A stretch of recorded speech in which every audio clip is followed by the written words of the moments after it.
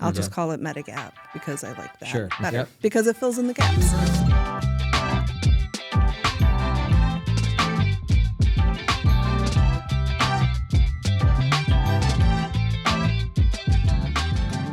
Well, thanks for making the drive here today to TriStar's podcast headquarters. You know, we want to go talk about some really cool topics that we're not necessarily subject matters in, but Kevin and I, when we were thinking about trying to prepare for this meeting, we were thinking, you know, Bobbi is the perfect guest, not only in the sense of the stuff that you know from your time at TriStar, the certifications, of course, be able to go learn all these different things, but we feel like sometimes when we go sit in meetings, we learn a thing or two.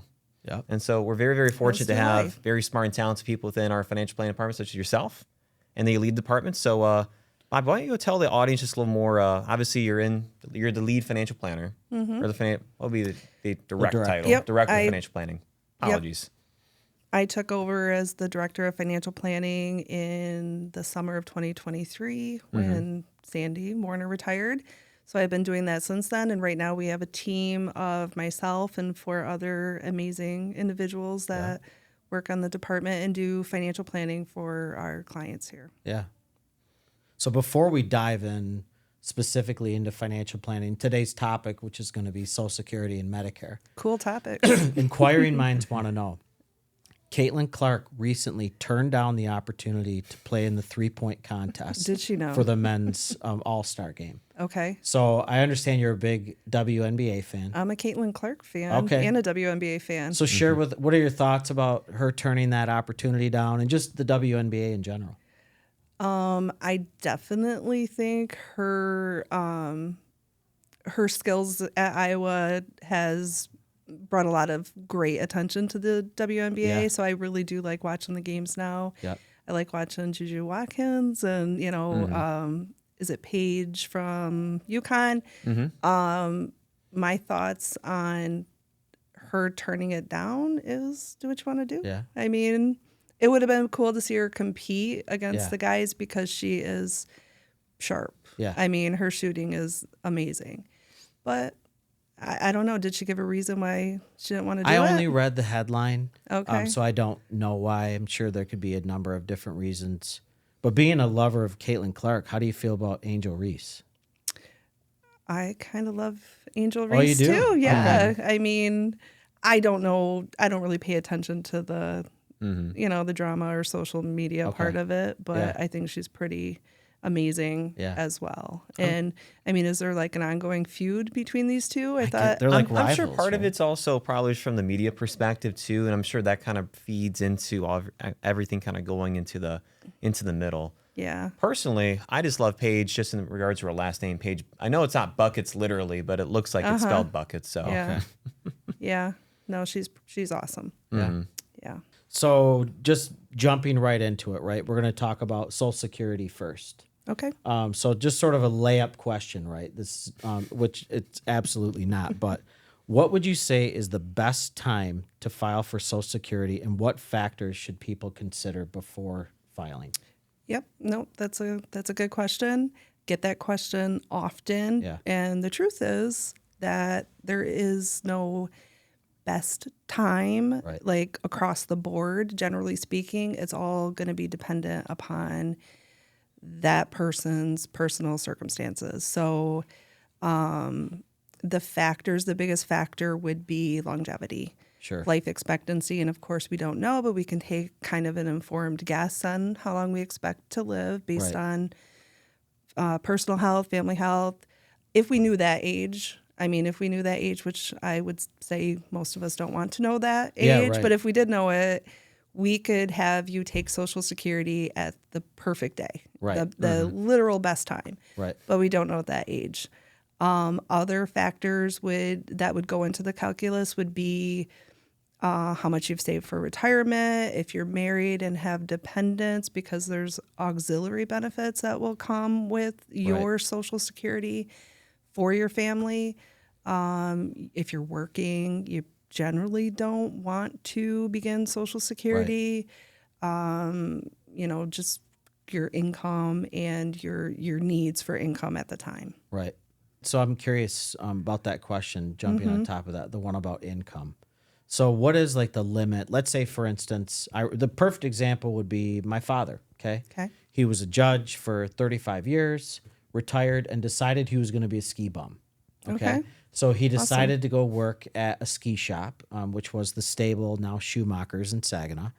And yeah, so he was a clerk, basically selling ski gear, right, and snowboard gear. Really? So what's an amount? Like, hey, you shouldn't, or is there like a limit that someone should look to earn, or is that sort of a fallacy? Or No, that Social Security has an earnings limit test. If you decide to turn on your income benefit before you reach what they call your full retirement age.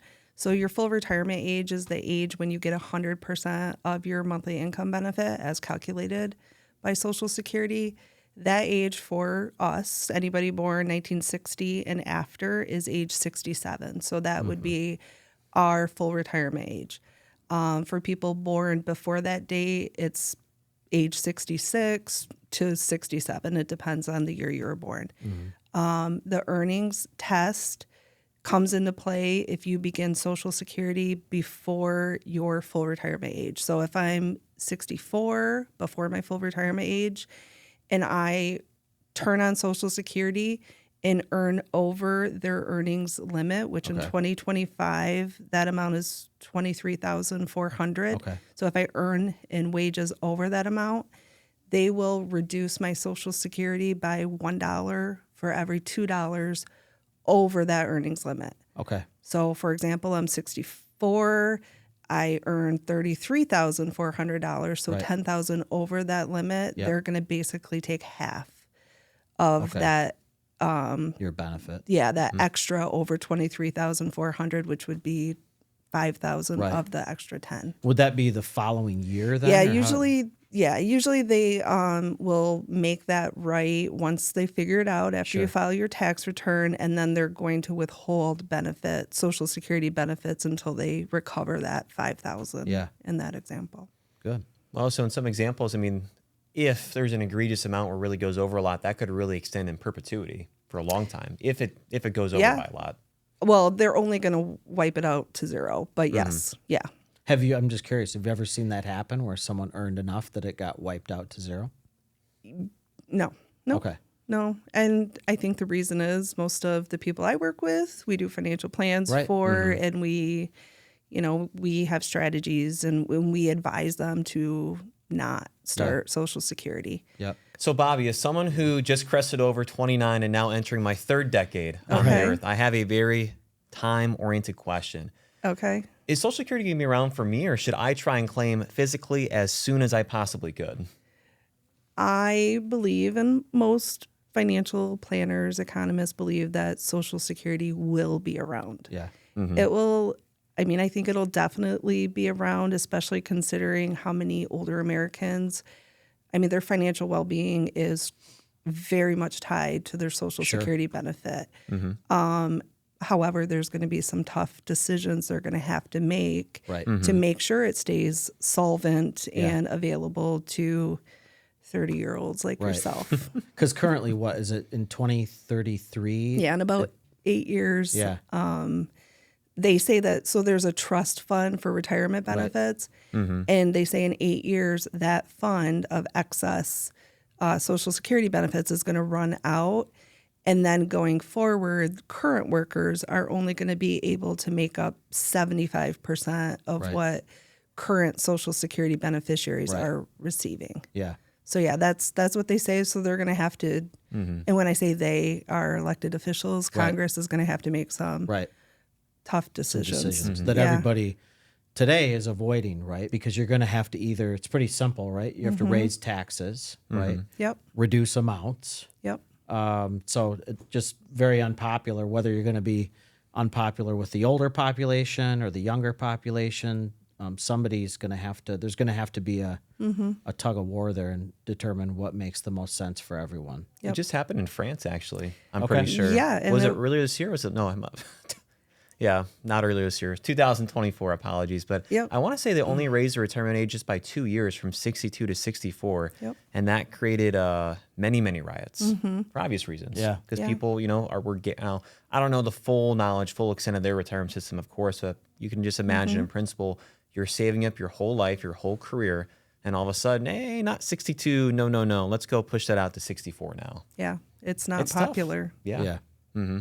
What are some, are you familiar with any other strategies that our elected officials could So take on? the ones that you mentioned right now, as you earn your wages, as we earn our wages, 6.2% of our wages go into that Social Security fund. They could make that higher, Sure. 7.2%, Right. which again, not popular. They could increase your full retirement age. Right now, it's basically between 66 and 67 years old, where you Right. get 100% of your benefit. They could make it, 68 years, 69 years, kind of like France, what they Right. did and had all the outrage. Right now, when you do earn wages, the 6.2% is only applied to 176,000 of your wages. They could increase that, 250,000. Right now, the trust fund is basically only invested in low risk, low return investments. They Sure. could add some stocks to that. Right. That one would probably politically be Yeah. the most Yeah. receptive, but Sure. Yeah. I mean, those are some of the ideas, and there's Yeah. there's some others. One of the other things you might hear about is privatization. Are you familiar with that concept, and what are your thoughts about that? I'm familiar with it. Sure. I personally feel like, the Social Security Act of 1935 established Social Security, all the foundational rules. So it's been around for 90 years. Yeah. And think of the timing right after the Depression. So there definitely, was a need. I personally feel like it does a good service. Sure. I know a lot of people think they could maybe take that 6.2%, save it themselves, which I understand. The Yeah. truth is the majority of people would never do that. Yeah. Yep. You're forcing them to save for retirement. And some people, depending on how long they collect benefits, get more than they put in. Right. And some people who maybe pass early get less or none. Yeah. So the privatization, I don't know. I would be skeptical of it. Yeah, I am too. To your very Yeah. point, right? I've read some recent statistics that show what different folks have saved, let's say between the ages of 50 and 55 in their 401k, and the number is shockingly low, right? It's maybe $150,000 on average, right? So you take that and then extrapolate that over millions of people, right, that are going to just take that 6.2% and go spend it on whatever, because we as Americans, not a bad thing, right? It's capitalism. Consumers, We yeah. love to spend money. Not such great savers. So yeah, I'm with you. It does seem to be better off for someone to be saving that for us, maybe. I'd be open to learning more about it, Yeah. but definitely Yep. a little skeptical of. Sure. Maybe we should encourage more people to listen to Bit and Money. Besides a shameless plug, though. Yeah, right? Bobbi, how can people think about maximizing their Social Security benefits? So obviously there is delaying it, but are there some other ones that may not be as commonly known? Yeah. And when I first started at TriStar, like almost 21 years ago, I had no idea that there was a spousal benefit, honestly, for Social Security. So if there's a household, there's one worker and one person that does not work outside the home, the person that's home is entitled to at least 50% of their spouse's, the worker's primary insurance amount at the person at home's Right.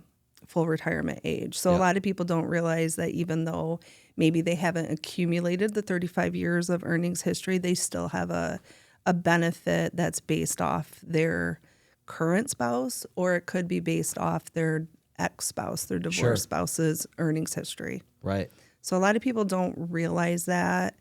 Also, so those are spousal retirement benefits. Right. There's also current and former spousal survivor benefits. Sure. So if let's say current spouse, you have to be married for at least 9 months to Okay. get a survivor benefit. And then you can get up to 100% of the deceased spouse's Right. primary insurance amount at your full retirement Right. age. Yep. And then for a divorced spouse, you have to be married. You had to have been married to that worker for at least 10 years to qualify for that. And there's some other criteria and rules to that too. Yeah. A lot of people aren't aware of that. No, it's all really interesting because I feel like for a lot of people, unfortunately for personal finance, you might get a little tidbit of thing here or there. But besides listening to a podcast like this, it's very tough to go come across the information on like your day to day. I mean, just think about all the things you're doing, whether it's getting ready for the day, you're at your job, you're hanging out with your family. And so personal finance might not come up. You know, maybe Right. in our families, maybe a little more than others, but that's besides the point. So switching now from Social Security to Medicare. So I know Medicare can be quite confusing. And so just in a very layman's terms, I know there's A, B, C, or D. So is that the quality of tier that you might, or the quality of care that someone might receive? Like the best tier, the D tier might be worse? I don't know. No, not at all. That is not at all what that means. No. Try again. No. So yeah, Medicare is complicated, just like Social Security, and it's extremely important for retirees to know what their options are and why they're picking certain times or plans. With Medicare, that's for people who generally are 65 years and older. That's when Medicare starts. Right. So there are the alphabet of Medicare. So Part A is hospital insurance. That's what covers, you know, when really bad stuff happens where you're hospitalized.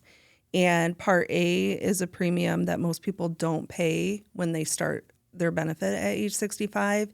It's paid through their wages when they're working. So kind of like the Social Security 6.2%. 1.45% of your wages goes to the Medicare fund. Okay. And on that fund, there's no earnings limit. So if you made $1 million that year, 1.45% is going into the Medicare fund. So that's Part A, generally no premium, covers hospital care. There is a deductible. It is about $1,700 per event, so per hospitalization for that. Okay. Medicare Part B is the medical insurance. The doctor's insurance covers lab work, office visits, medical equipment.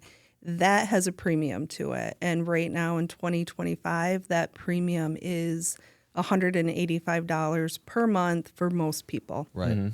And I say most people because if you're a higher earner, you will pay more for that. Sure. So that's Medicare Part B, and that covers doctor's visits and all that. Let's skip C for a second because these are not in the right order. Okay. But Medicare Part D is your drug coverage. So that's having a drug plan to cover your prescriptions. Generally speaking, Medicare D is going to cost you somewhere around $20 to $50 a month. Okay. So now, and that's what they consider original Medicare, A, B, and D. So now kind of going back to C, C is a Medicare Advantage plan. And that's when you have a private health insurer that kind of bundles and manages A, B, D all together for a premium. And generally they'll include vision health or vision, hearing, and dental in that as well. Yeah. Medicare Advantage plans the premium is cheaper. Okay. But it's also a network. So you have less options and I mean, just less options for where you go and what you get done. Okay. So that's basically when you're approaching Medicare, you have two options: original Medicare, ABD, and Medicare Advantage, which is C.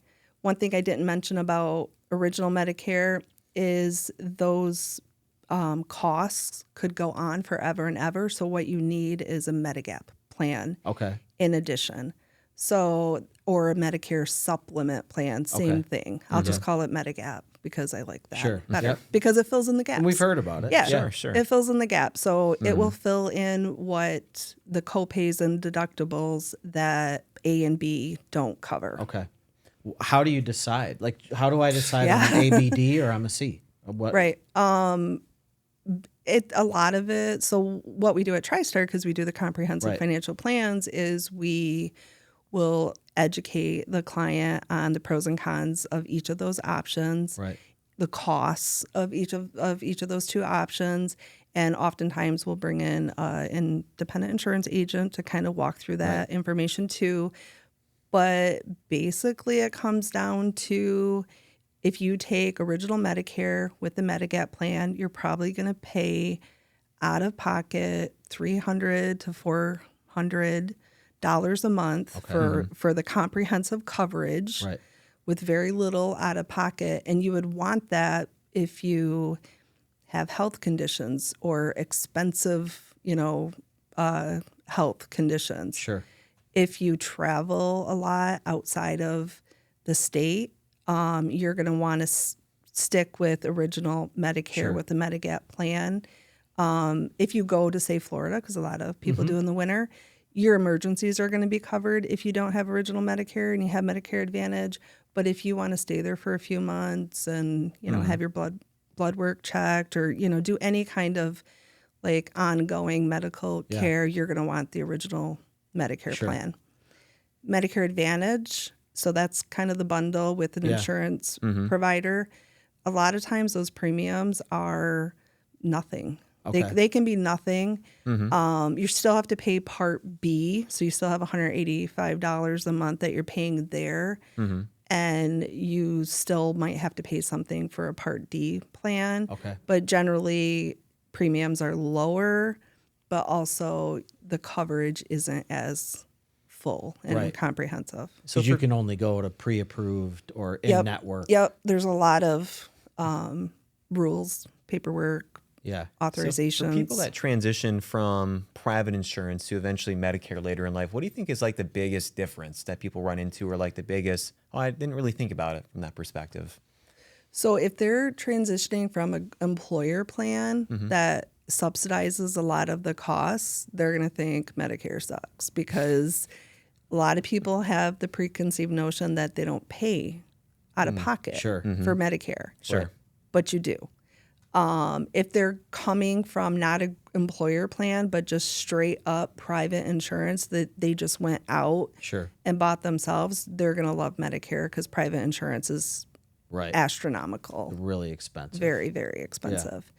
If they're coming from an Affordable Care Act plan, so say they're 64 on an ACA plan with a government subsidy, they're going to want to keep their ACA plan, because generally it's a lot less expensive. Right. But they can't, because the government wants at 65 you're forced to move. Yeah, because they want that $185 a month from people. Do you also mind talking about, I believe it's at age 65, if you make so you're obviously signing up for Medicare, age 65. Yep. Talk to me a little about, if you don't make the right decision, how disastrous that could be. Yeah, nope, that's a great question. So if you are signing up for Medicare at age 65, there are scenarios where you don't have to, and that would be if you're still working for a big company that has 20 or more employees, and you are continuing with your group plan. You could delay Medicare, and more importantly, delay paying the Part B premium. Okay. But let's say most people, they do sign up at 65 when they have to. If you do not sign up for Part B when you're supposed to, or Part D when you're supposed to, they can fine you 10% of the premium, and that will be a penalty that you'll have to pay for the rest of your life. It doesn't just 10% annually, or I'd have to look up exactly how they did it. But it's per month. They break it down by, I think it's 10% over 12 months if you delayed it. Okay. But it is per month that you would get a percentage penalty. Sure. Yeah. So with Medicare, when you go to sign up, you have a 7-month window to do so. So it's the month you turn 65, 3 months before that month, and then 3 months after that month. And you should target signing up in the 3 months before the month you turn 65.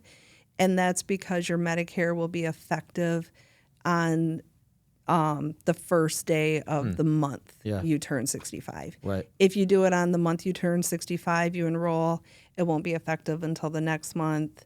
And then if you do it, in those last 3 months, it's just going to push the effective date out. Sure. Okay. And what about something our listeners, and I know I've talked with you about and you talk with our clients about quite frequently, IRMA. Can you explain Sure. first what IRMA means Yeah. and then explain how it works and who should be sort of aware of that? Yep. IRMA is an acronym for Income Related Monthly Adjustment Amount. Okay. So what IRMA is most people pay the $185 a month for Medicare Part B, and then they pay whatever they pay for Part D, depending on what plan they choose for the drug plan. If your income is higher, so it's your modified adjusted gross income, which is your AGI, your adjusted gross income plus your tax exempt interest. If that is higher than it's around $106,000. If you're single, or double that, Right. $212,000. If you're married, if it's over that amount, now you're paying more than $185 for Part B. Right. And you're paying more than your premium for Part D. You have an extra like $13 that you have to pay. Yeah. And that amount could go from $185 for Part B to up to $630 a month for Part B if you're in the highest tier. So it can get really expensive. Yeah. So ways to avoid IRMA and paying more for some people just are going to have to pay IRMA because it's a good problem to have. Yeah, you have a lot of more income. money. You have a lot of income. Yeah. Congratulations. But ways to avoid it, because it's a hard cutoff. If you go, say you're married filing jointly and your income is teetering around that $212,000, Right. and you do a Roth conversion, Right. let's say your income is like $200,000 and you do a, $15,000 Roth conversion, you Right. just bumped yourself Over the limit. by a few $1,000s, and you really probably could have scaled that Roth conversion back Right. a little bit. Other times I see IRMA, like people get thrown into the IRMA tiers, Sure. is when they sell a business. Right. So sometimes instead of selling a business in 2025, you could sell a business over 2 tax years, December 2025, January 2026, and limit your exposure Right. to the IRMA tiers to stay out of the really high ones. Yeah. And how I know and we talk about this with our clients about appealing IRMA, right? So what is a case where someone might want to consider appealing? And I know a lot of folks aren't aware of that, that, they've eclipsed that amount, but it was just sort of a 1 year, like sale of a business kind of thing. And So, yeah, you can appeal IRMA because they're like in 2025, your Medicare premiums, including potential IRMA premiums, are based on your 2023 tax return because that's really all they have to go on at that point. So if 2023, you made $500,000 a year because you were still working, but 2024 you retired, that would be a reason to fill in the form and appeal IRMA. Sure. So retirement is the biggest reason. Yeah. You're telling them, let me catch you up and tell you I've retired and now my income is $50,000 or whatever it ends up being. The form is pretty simple. Okay. It's an SSA-44 form. Okay. And for our clients, we'll send those forms in for them. We'll have them sign them. Generally, you want to send them in with proof. And a lot of times proof is a letter from your former employee that you retired. Sure. Or your 2024 tax return, a copy of that. Yeah. And you can just fax it into your local office and Yeah. they'll determine if your Medicare premium should be reduced. Right. It's really cool. And so, Bobbi, similar to what I asked about Social Security, possible ways to get, I shouldn't say hacks. Hacks is the wrong word, but I think very similar. We can use it for here. Do you have any Medicare hacks that could help save people some money, or strategies, I should say? Well, definitely file timely because you do not want to be subject to any permanent penalties, and you want your benefits to start right away. Coordinate as you're turning 65, work with your employer to make sure you might not have to start Medicare if they're a big employer. If it's a small employer, 19 employees or less, Medicare becomes primary. So you do have to start Medicare. You don't have a choice, even if you have group healthcare. So I would work with your HR department, your employee benefits department, as you're approaching 65, just to make sure you know what your options are and you're doing, the appropriate things. Yeah, good. Very cool. Very cool. And so in closing, I know we can talk about Social Security, Medicare for a long time, Bobbi, but want to go throw in some other fun questions in here as well. And so, blackjack, play for the table or play for yourself? This is a really good question. I know. Well, believe me, I spoke with one of your friends. I'm pretty that told good. me you're a really big fan. Well, of I wouldn't say blackjack. I'm pretty good. I enjoy it. Yeah. And but sometimes I have a feeling, Yeah. Sure, So sure. Yeah. That's a tough one. It depends on how much I've drank sometimes. Where for the most part, I will play for the table and I'll do the right thing. But there's certain circumstances where it's gray, you know, where and with those it's like a gut check. Yep. Yeah. And it's not you should absolutely do this. It's like, do you hit a 12 if the dealer has showing a 2 as well or something? Right. Yeah. Dealer has 6. I'm staying. Yeah. Yeah. Right. But true. So sometimes in those gray areas I just go with my gut. Yeah. But for the most part I play along with what you're supposed to do. Yeah. I think statistically they say you should just play the rules. Like you don't play for the table. But I've been at tables where people have gotten very upset with me because I played the rule and not for the table. So, oh, okay. Yeah, I don't know if that's ever happened to you, but probably. Okay. But I don't remember. So yeah. So next question, final question. I know you love to travel. Either where are you headed next, or what's on your bucket list a place that you really want to go? Next, we're headed to the UP. We have a snowmobile trip. With some friends. So that's in Sini. So that's in a couple weeks. Okay. It's next week. And then we're going to Austin. Ray and I are going to Austin. I went there once for a conference, but didn't really get to see much. So we're doing that. Bucket list, I've never been to Europe. Yeah. So I definitely want to go to Ireland or Italy, just check it out for maybe a month or so. Yeah. Yeah, that's right up my alley. Yeah. I like that idea. Well, either of those locations too. And what I think is so special too, and to your point about international, I think Kevin and I have talked about this for a long time, but it's almost tough because we want to go travel internationally as well, but there's so many beautiful sights and things to see in America. I mean, whether you're talking about Michigan to Florida to Texas to Washington, Alaska, it's tough sometimes. Definitely spoiled by it. Yeah, and I think, at least for me, COVID made that a lot more obvious. Sure. When you couldn't fly, you live in Michigan, which is beautiful and so diverse. You go north, south, east, and west, it's different. It's a different experience. So there are so many places in the state I have not been that I want to go to, and then just in the country that I have not been, like Austin, that I want to go to. I think during COVID, we kind of appreciated what was next to us more than without a doubt. what was further away. Yep. Agreed. Yeah. Well, thanks for mentioning that, Bobbi. Thanks for coming on, of course. You're welcome. And thank you, everyone, for listening to another great episode of Mid Money. Until next time.